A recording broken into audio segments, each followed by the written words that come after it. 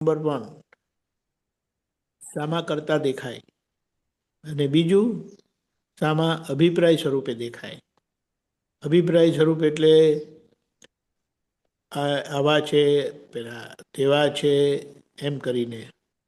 એટલે અહીંયા આપણે આ બે દોષના પ્રતિક્રમણ કરવા ઘટે, કારણ કે કરતા જુઓ છો ત્યાં તો સીધું દોષનું આરોપણ થાય છે. અને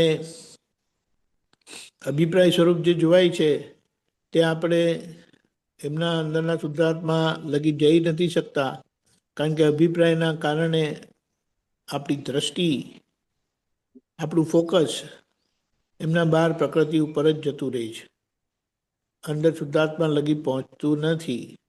દાદા કહે છે કે અમને કોઈનો વ્યવહાર એમના શુદ્ધાત્મા લગી પહોંચવામાં આડે આવતો નથી.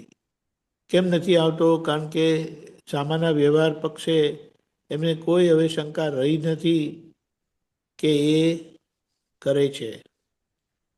એટલે આ રીતે આખો ભાગ આપણો ચોખ્ખો કરવાનો રહેલો છે.